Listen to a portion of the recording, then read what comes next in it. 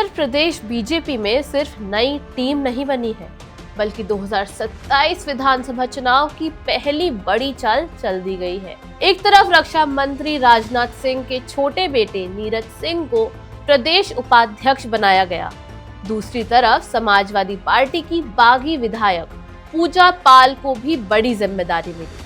और सबसे दिलचस्प बात, पूरी टीम को ध्यान से देखेंगे तो पता चलेगा कि बीजेपी ने हर क्षेत्र, हर जाति और हर वोट बैंक को साधने की कोशिश की है।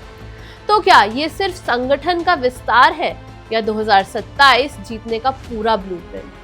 अगले 10 मिनट में समझिए यूपी बीजेपी की नई टीम की पूरी कहानी। नमस्कार, मैं हूं विशाखा शर्मा और आप देख रहे हैं वन इंडिया हिंदी। देखिए, राजनीति में कुछ खबरें ऐसी होती हैं जो पहली नजर में बहुत साधारण लगती है। एक प्रेस रिलीज आई, कुछ नाम घोषित हुए, कुछ लोगों को पद मिल गया और कहानी खत्म। लेकिन यूपी बीजेपी की ये नई टीम ऐसी खबर बिल्कुल नहीं है, क्योंकि अगर आप सिर्फ नाम पढ़कर आगे बढ़ गए तो यकीन मानिए आपने इस खबर का सबसे अहम हिस्सा मिस कर दिया।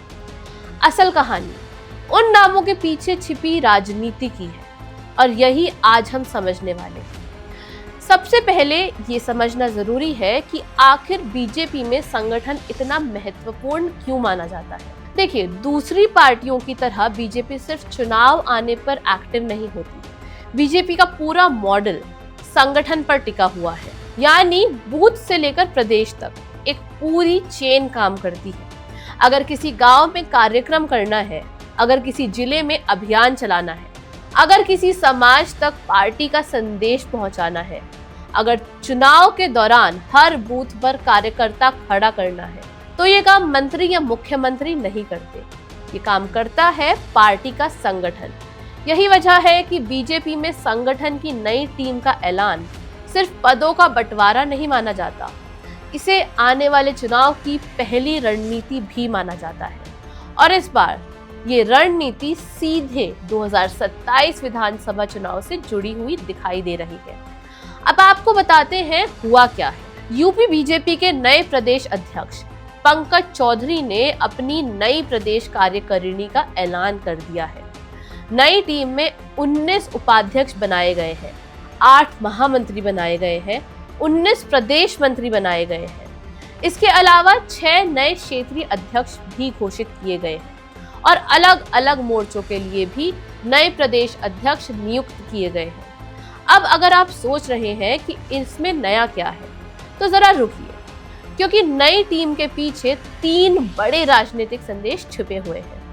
पहला, राजनाथ सिंह के बेटे नीरज सिंह की एंट्री। दूसरा, समाजवादी पार्टी से आई पूजा पाल को बड़ी जिम्मेदारी। और तीसरा, पूरी टीम में दिखाई देने वाला जातीय और क्षेत्रीय संतुलन। यही 3 बातें इस पूरी खबर को सिर्फ एक संगठनात्मक बदलाव से काफी बड़ा बना देती है।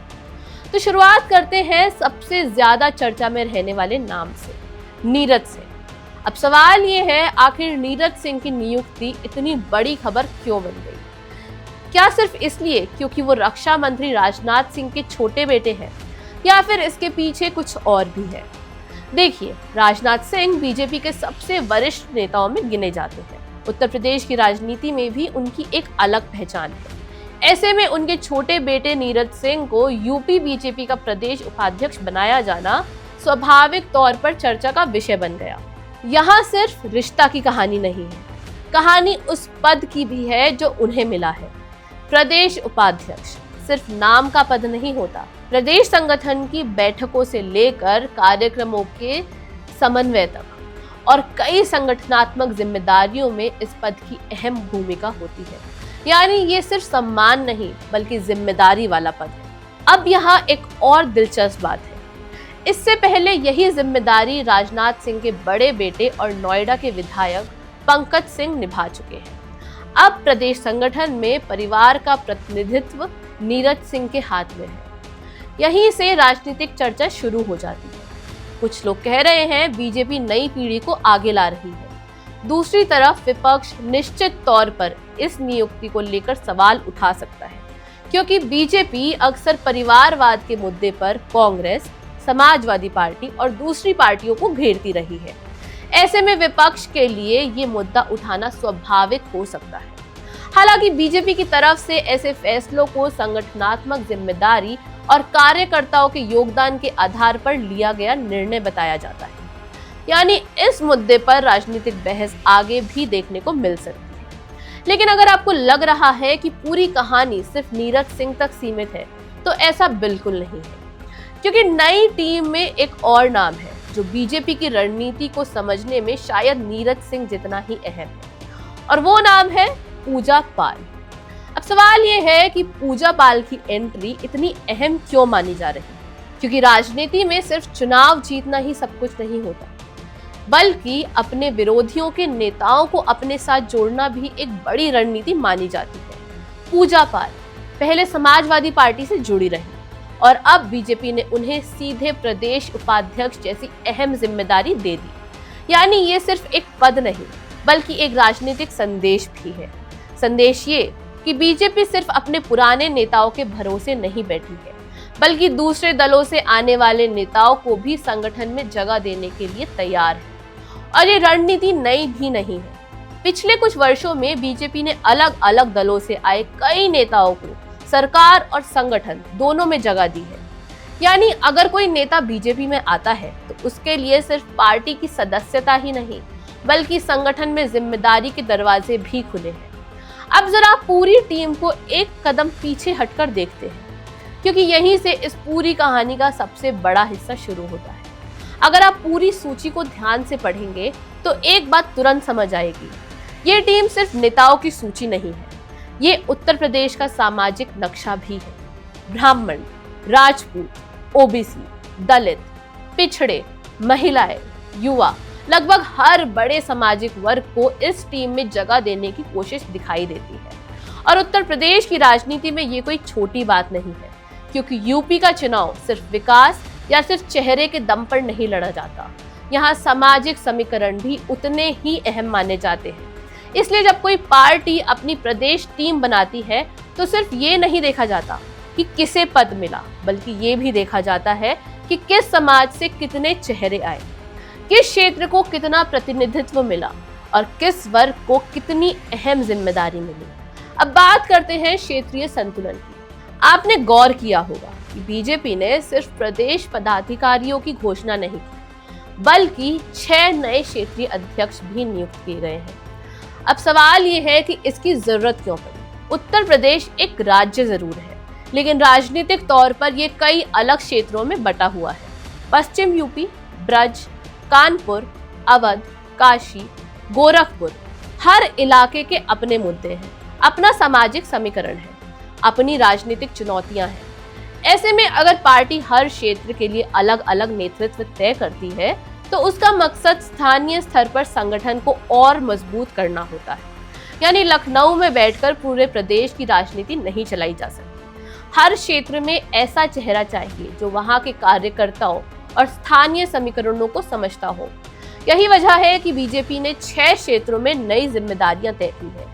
अब एक और बात जिस पर शायद सबसे कम चर्चा हो रही है, नई टीम में महिलाओं को भी अच्छी भागीदारी दी गई है। प्रियंका रावत, अर्चना मिश्रा, डॉक्टर कृतिका अग्रवाल और पूजा पाल, इन नेताओं को अहम जिम्मेदारियां मिली है। साथ ही युवा चेहरों को भी आगे बढ़ाने की कोशिश दिखाई देती है। अब सवाल ये है, क्या सिर्फ नई टीम बना देने से चुनाव जीत लिया जाएगा? जवाब है नहीं। चुनाव सिर्फ संगठन से नहीं जीते जाते। सरकार का काम स्थानीय मुद्दे, उम्मीदवार, विपक्ष की रणनीति और सबसे बढ़कर जनता का मूड, ये सभी चीजें चुनाव तय करती है। लेकिन एक बात भी उतनी ही सच है, अगर संगठन कमजोर हो तो चुनाव लड़ना काफी मुश्किल हो जाता है। और शायद यही वजह है कि बीजेपी हर बड़े चुनाव से काफी पहले अपने संगठन को एक्टिव करना शुरू कर देती है। पहले बूथ, फिर मंडल, फिर जिला, फिर प्रदेश और उसके बाद पूरी चुनावी मशीन थी। यही बीजेपी का मॉडल रहा है और नई टीम को भी उसी रणनीति का हिस्सा माना जा रहा है। अब आगे इस नई टीम का जमीन पर कितना असर दिखता है, ये आने वाला समय बताएगा। क्या नई जिम्मेदारियां मिलने के बाद संगठन पहले से ज्यादा सक्रिय होगा? क्या बीजेपी अपने कार्यकर्ताओं के जरिए हर बूथ तक पहले से ज्यादा मजबूती से पहुंचेगी? क्या ये सामाजिक और क्षेत्रीय संतुलन 2027 में चुनावी फायदा दिला पाएगा, या फिर विपक्ष नीरज सिंह जैसी नियुक्तियों का मुद्दा बनाकर नया राजनीतिक नैरेटिव तैयार करेगा? इन सवालों के जवाब आज किसी के पास नहीं है, लेकिन इतना जरूर साफ है कि बीजेपी ने 2027 की तैयारी आखिरी 6 महीने के लिए नहीं छोड़ी है।